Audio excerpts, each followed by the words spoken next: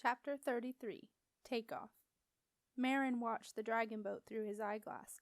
He had found the eyeglass half buried in a brownie burrow during one of his many lone expeditions on the marshes, and it was his little secret from Aunt Zelda. Marin liked having secrets from Aunt Zelda, although they did not usually last long, as she invariably found them out. But he was sure that this secret was one that he had managed to keep, by means of burying the eyeglass under a slab of rock on the grassy knoll beside the 100-foot pit. Marin knew that as long as Aunt Zelda did not see him use the eyeglass, he would be safe, for there was no way she could get across the sinking bog that surrounded the pit. Only Marin was light and agile enough to jump over the hidden stepping stones that lay just beneath the surface of the bog. Marin had guessed rightly that the eyeglass had once belonged to his old master, Dom Daniel. There was a dark unease about it that made Marin feel comfortable and reminded him of old times. They may not have been happy times, but at least they were interesting, and he was not stuck out on a smelly old marsh with only a load of cabbages and an interfering old witch for company. He raised the eyeglass to his eye, careful not to let the sun glint off of it and give his position away, and he smiled to himself to think it was he who was still alive on the marsh, and Dom Daniel who was now nothing more than a pile of bones, picked clean by the marsh brownies. Serves him right, thought Marin gleefully. That old necromancer shouldn't have been so nasty to his faithful apprentice. It was now late in the afternoon, and the high spring tide, for it had been a new moon the day before, was filling up the channels of the marsh.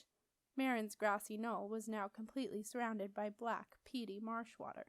The marsh was quiet in the sleepy late afternoon heat, and Marin lay idly on the knoll. He had been observing the comings and goings between the cottage and the dragon boat all afternoon, and could not make any sense of it.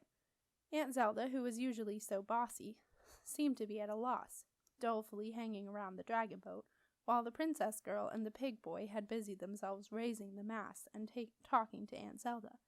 The Septimus Heap boy had been on the boat for ages, which really irritated Marin, as he was never allowed on.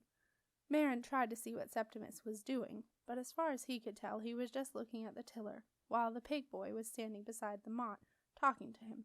Stupid boys, thought Marin. Come on, Sep, Nico was saying. You've flown her before, so you can do it again. Easy peasy. But I don't know what I did, Nick. I mean, I didn't do anything. The boat did it. Septimus was still staring at the tiller.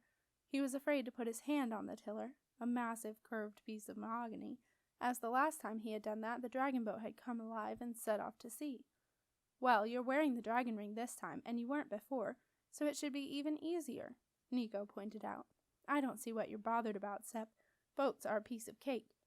Septimus looked at his dragon ring. He loved the ring, but right now he wished he did not have it. Why was it him who had ended up as dragon master? Why couldn't it have been Nico, who knew all about boats? Come on, Septimus. Aunt Zelda's voice came over the side of the boat. Sometimes there are things we just have to do. I don't want to let the dragon boat go, and you don't want to take her away from me. But I have to let her go, and you have to take her. That's the way it is. She must be where she wants to be, and she must be safe. It's for the best. Septimus looked up from the tiller. But what will you do without her? I will get Wolf-Boy's hands better and keep an eye on that misguided lad who's lurking out by the 100-foot pit, and thinks I can't see him in that wretched dark eyeglass he's found. 409 staying here? With that awful apprentice boy? Wolf-Boy is too ill to travel, Septimus, but Marin will not be here much longer. I intend to take him back to his mother soon. His mother? He's got a mother? Septimus looked amazed. Aunt Zelda smiled. Yes, I think even Marin has a mother, and I suspect she may be your ex-landlady. What? Where you stayed in the port. One of the witches? Oh, that makes sense. I bet it's that really nasty one, Veronica. Come to think of it, she looked a bit like him. Aunt Zelda shook her head. Believe it or not, I think it's Nurse Meredith. Oh, yuck. All those dead babies. She's worse than a witch. So when are you going to take him to the dollhouse? As soon as I can leave Wolf-Boy for a day, when his fever has gone. The burns will take longer to heal. There's a lot of dark unease in them. They'll need quite a bit more fresh marshbane. Septimus looked worried. He will be all right, won't he? Yes, he will. I'll bring him back when he's better. You'll come to the castle? Septimus was surprised.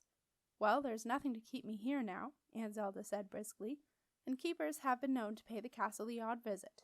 I'm sure Marcia would like to have me stay, after all the weeks she spent here." Septimus grinned at the thought of Aunt Zelda in Marcia's rooms. "That's better," said Aunt Zelda, noticing Septimus's smile. 10 minutes later, Septimus had said goodbye to Wolf Boy and promised that he would see him again soon. Wolf Boy had given him a weak smile. "Not if I see you first," he'd said, and then closed his eyes and fallen asleep.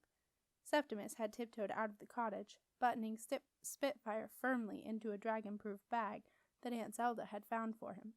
The small dragon had been fast asleep all day, but the last thing he wanted was Spitfire waking up and making a nuisance of himself while he was trying to fly the dragon boat. Now Spitfire was safely stowed in a locker beside the tiller, and Septimus, Jenna, and Nico were on the dragon boat ready to leave. Aunt Zelda was anxiously eyeing a small gray cloud hovering high in the sky just above the cottage. She had seen the cloud drift toward them as they were preparing the dragon boat, and had thought it strange at the time, as the cloud was coming from the northeast, and Aunt Zelda was sure that the wind was a westerly. Now she was worried, for the cloud had not moved for the last half-hour, which was not normal cloud behavior. But the dragon boat was ready. It was time to leave. "Jenna," said Aunt Zelda, "I have something for you." She reached up on tiptoe and passed something to Jenna's outstretched hand. "It's the key to the Queen's room in the palace. You may need it." It was a heavy gold key with a round emerald set into the top that reminded Jenna of the dragon's eyes. Jenna was confused. She had explored every part of the palace since she had moved there with Sarah and Salis, but she had never seen the Queen's room. "But where is the Queen's room?" she asked. I can't say, Jenna, but you will find it when the time is right. You can be certain of that." When will that be, Aunt Zelda?" asked Jenna. "When you become the young queen," said Aunt Zelda, somewhat unhelpfully. Okay. Well, thank you. It's a beautiful key." Aunt Zelda stepped back from the boat. "Off you go now," she said, rather too brightly. "No more hanging around." She gave another glance at the cloud, which was casting a small shadow over the prow. "Take her back along the moat as far from the bridge as you can," Aunt Zelda called out. "She'll need a run-up to get into the air." "Okay, Aunt Zelda," yelled the Dragon Master. "Remember to head north away from the sun." "Yes, Aunt Zelda." "And don't go too fast, for goodness sake, unless you have to." "No, Aunt Zelda."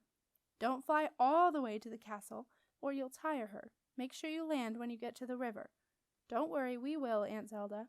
"And, Aunt Zelda, we'll be fine, really." "Yes, sorry, I know you will." Aunt Zelda stepped away from the boat and gazed at the brilliant gold hull and the iridescent green shimmer of the dragon's head and tail, drinking it all in so that she could remember exactly how the dragon looked in the empty days to come. Septimus took a deep breath and looked at Nico. "Ready?" he asked. Nico grinned at him. "Aye, aye, Cap'n." "Is the dragon ready, Jen?" Jenna was up at the prow with her arms around the dragon's neck. She whispered something to the dragon and then gave Septimus a thumbs-up sign. Septimus's heart was pounding. There was no putting it off any more. It was time for takeoff. He nervously placed his right hand on the tiller. The dragon turned her head and fastened her emerald green eyes on the small figure holding the tiller. She recognized the one who had released her from her prison under the ground. He looked a little different now. He no longer wore his red hat, which she had rather liked, and he was bigger, more solid somehow, and had a stronger air of magic about him. But he was still the same boy, still a little scared, and still wanting to do what was best. The dragon approved. She would take him where he wished to go. Septimus looked into the dragon's eyes, unaware that he had passed her test. His hand felt clammy as he clutched the tiller, and he wondered what he should do. "She wants to know where you're taking her," Jenna suddenly called out. Tell her I am taking her where she wishes to go. I am taking her to the castle," Septimus replied. The dragon nodded. Slowly her head turned until her shimmering green eyes were gazing at Aunt Zelda. Then the powerful neck dipped, down and down, until the dragon's head rested on the grass at Aunt Zelda's feet. Aunt Zelda knelt and put her arms around the great green and gold head. "Goodbye, my lady," whispered Aunt Zelda with tears in her eyes. "We will meet again." Aunt Zelda retreated to the cottage door, and the dragon boat began to move. The tide was at its height, and the moat was full to the brim with dark brown brackish water. The dragon boat was floating free, and with much creaking and groaning, the huge creature backed away from the bridge, squeezing between the grassy banks along the straight stretch of water that ran in front of the keeper's cottage. At the first bend in the moat, the dragon boat could go no further and stopped. Before her was only a short run for takeoff. The dragon eyed it doubtfully. She had never flown from such a confined space before. When she had sailed the 7 seas with Hotep Ra, she had taken off in the middle of wide, empty oceans, usually because her master had become bored with long days at sea and had wanted a change of pace.